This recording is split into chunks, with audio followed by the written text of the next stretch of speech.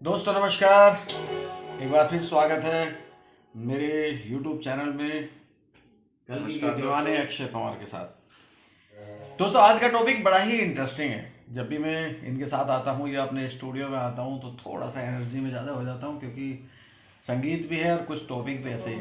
मेरा टॉपिक दोस्तों यह है कि जिन लोगों को ईश्वरीय संदेश, दिव्य संदेश प्राप्त होते रहते हैं, उनको आभास होता है कि नहीं हम पे विशेष कृपा है ऊपर वाले की। होता है जी, होता है बिल्कुल। ऐसे बहुत सारे लोग होते हैं। वो कौन होते हैं, उनको क्या करना चाहिए, उनका क्या संदेश होता है, आज इस टॉपिक पे मैं ये वीडियो बनाना चाह रहा हूँ। ऐसे बहुत लोगों की इच्छा होती है कि हम उनसे करवाना क्या चाह रहा है ईश्वर। जी, उनको खुद समझ नहीं आ उनको पाता खुद समझ में नहीं आ पाता है कि वो हमें ये पद क्यों दे दिया गया, जी, ये छठी इंद्री क्यों दे दी गई, हमें दिव्यता क्यों है, कि हम औरों से अलग क्या है, हमें क्यों ऐसे दर्शन। कई बार आभास होते रहते हैं, आवाज आती रहती, छठी इंद्री आती रहती, भविष्यवाणियां होती रहती है ना, अपने आप ही जी, जी, बताने का मन करता है क्या बताना चाहिए कि नहीं चाहिए। और देखिए कोई बहुत बड़ी बात नहीं है, जितने भी हमारे यहाँ बहुत बड़े बड़े साधु महात्मा हुए पहले और अभी भी, उन सबको आभास था इस बात का कि उन पे ईश्वर की दिव्यता की विशेष कृपा है। क्यों, कबीरदास जी हैं, और उस समय कबीरदास जी का तो एक नाम ले रहा हूँ, ऐसे बहुत सारे लोग हैं।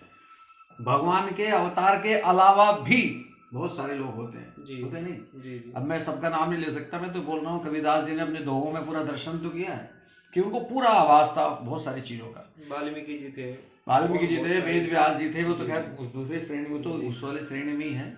ऐसे तो बहुत सारे हैं, साईं बाबा थे, ऐसे बहुत लोग नहीं है। ऐसे जी, तो जी, आप बहुत लोग हैं जिन्हें ये दिव्यता का एहसास होता है। अवतारों के अलावा जो हमारे 24 विष्णु के अवतार हैं, 10 संपूर्ण अवतार हैं, इनके अलावा बहुत सारे लोग हुए हैं संसार में जी, जिन्हें अपनी दिव्यता का एहसास होता है कि हमारे पास विशेष कृपा है ऊपर वाले की, कुछ कहना चाहते हैं भगवान ईश्वर, वो सर्वशक्तिमान। तो वो आखिर क्या है उनके साथ विशेष, ये तो सबको पता है कि वो जिन पे विशेष कृपा है, देखो ईश्वर परोपकारी है, तो जिन पे विशेष कृपा होती है उन्हें परोपकारी बना देते हैं ना। ज्ञान से सबसे पहले वो परोपकारी किस चीज में बना देते हैं, ज्ञान से। सबसे बड़ा परोपकार तो ज्ञान से ही हो सकता है ना। ज्ञान को आप देखो, ज्ञान तो गुरु से प्राप्त होता है, वो ईश्वर प्रदत्त चीज है, सब यही फैला हुआ है, कण कण में ज्ञान है, कण कण गुरु हो सकता है। ठीक है ना जी सर। अब मैं आपको ये बताता हूँ कि जो दिव्यता जिनको प्राप्त होती है, आज ये वीडियो मेरा ध्यान से देखिएगा, सभी लोग जिनके पास दिव्यता है वो भी है, जिनके पास नहीं है जो जानना चाहते हैं वो भी, क्योंकि थोड़ी बहुत दिव्यता तो मेरे पास भी होगी जी जो मैं ये वीडियो बना रहा हूँ, तो उस लिहाज से एहसास करके बता रहा हूँ कि वो दिव्यता क्या है, और वो दिव्य लोग कौन होते हैं, क्या उनसे ईश्वर चाहते हैं, ऐसा मैं आभास करते हुए, क्योंकि थोड़ा बहुत तो मुझे भी आभास होता है कि जो मैं आपको वीडियो बना के दे रहा हूँ कि ये भी एक अलग ही दिव्यता वाली बात है, ऐसे नॉर्मली कोई देता नहीं है। जितने भी लोग वीडियो बना के देते हैं वो कुछ तो बात है, हम क्यों कर रहे हैं परोपकार, यानी कि हमसे करवाया जा रहा है, तो हमें क्यों छाटा गया है कि नहीं। जी, ये खुद में सोचने वाली बात हो जाती है। ये हो जाती है कि भाई बहुत सारे लोगों में, लाखों करोड़ों लोगों में कुछ खास लोगों को ही छाटा जाता है, और वो अवतार भी नहीं है जी, मगर छाटा तो जाता ही है। बिल्कुल। तो कुछ सांसारिक उदाहरण देते हुए मैं दो बातें कोशिश करता हूँ अपने वीडियो में कि इस तरीके से बताऊं कि वो थोड़ा सा तर्क संगत हो। मैं इंजीनियर हूँ, तो कसौटी पे तर्क के साथ, लॉजिक के साथ देखता हूँ कि ये क्या फिट बैठ रहा है कि नहीं। तो ये सारे जो संसार है, ये संसार ईश्वर से ही तो निकला हुआ है।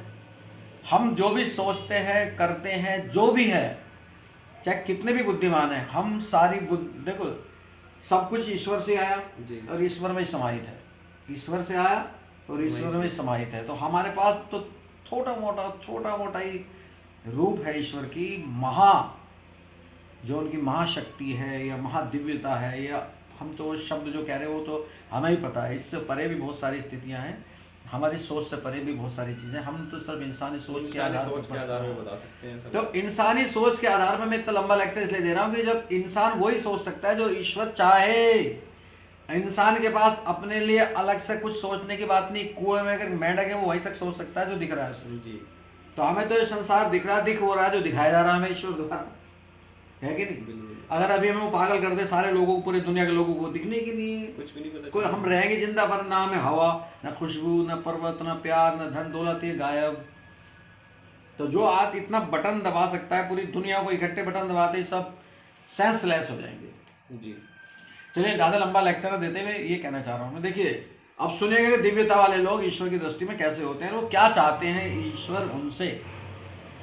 पहला तो यही है कि परोपकार चाहते हैं, क्योंकि ईश्वर परोपकारी है, उपयोगी है, संसार में सबके लिए उपयोग, जो उपयोगी है वही सर्वाइव करेगा आगे, जो उपयोगी नहीं हट जाएगा। मानते हो? जी बिल्कुल। जो बीज नहीं बोएगा फसल में, जो नहीं बो पाएगा अलग हो जाएगा, वो उसकी फसल आगे जाएगी, उसकी फसल वहीं उसका खत्म बीज हो आगे चलेगा ही नहीं। उपयोगिता इस नहीं ना, जो उपयोगी होएगा वो संसार में वो उसका अंश आगे जाएगा। जी फिर और मैं मुद्दे पे आ रहा हूँ कि आखिर दिव्य लोगों को ये दिव्यता दे के आभास करा के क्या चाहते हैं ईश्वर।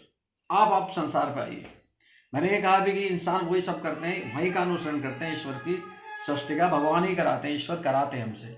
ये बताइए, एक किसी भी देश की बात कर रहा हूँ, किसी भी देश का प्रधानमंत्री लेता हूँ, प्रधानमंत्री के दुनिया भर के सिक्योरिटी रहती है, जी रहती है, मगर उनकी एक खास सिक्योरिटी होती है, गोपनीय है। जैसे हम सीबीआई कह सकते हैं, और भी बहुत सारे नाम अलग अलग हो सकते हैं। सीबीआई जिन्हें अपने जिनकी सिक्योरिटी में उनको रखा गया, उनकी वो सब बातें तक पता होगा, वो कहाँ जा रहे हैं, कहाँ वो आईना देख रहे हैं, कहाँ वो स्नान करेंगे, कहाँ वो खाना खाएंगे, कौन से माइक में बात करेंगे, किधर चलेंगे, किधर खाना खाएंगे, खाना भी चेक करना उनका, जो उनका खाना भी पानी भी उनके हर जगह पे, मतलब उनके आसपास जो भी उन पर भी निगरानी रखनी है। एक ऐसे डिपार्टमेंट के लोग जो अपने वीआईपी की अपने खास की उस सुरक्षा में है जिसमें सामान्य आदमी नहीं रह सकता। जी तो जो आदमी इतनी सुरक्षा में हो कि उनके तोले तक को भी सूंघ के देखा जाए, उनके रुमाल तक को भी परखा जाए, कहाँ से वो बन के आ रहे हैं, बनाने वाले ने कुछ उसमें लगा तो नहीं दिया हो, इतनी गोपनीयता, इतनी सुरक्षा, एक जानकारी गोपनीय जिनके पास हो, तो वो कुछ खास ही लोग होंगे। आम आदमी जैसे तो नहीं हो सकते हैं, वो हम में से ही होते हैं।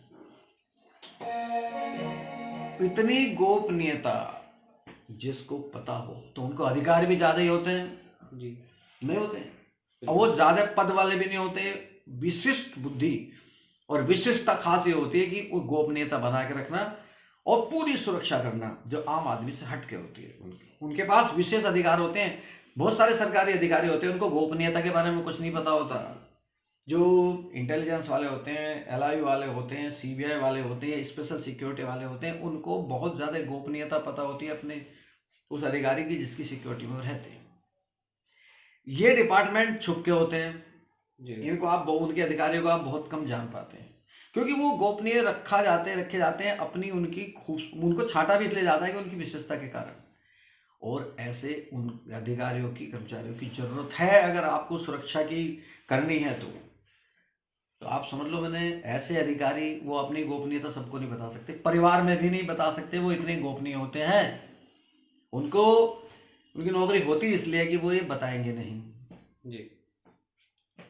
अब आप, मैं समझता हूँ समझ गए होंगे, जब हमारा तंत्र, हमारे सबसे महत्वपूर्ण राजा या प्रधानमंत्री, राष्ट्रपति, जो भी आप कहें, उसके लिए भी हमें इतनी जरूरत है गोपनीयता की, जो हमारी बातें जानता हो।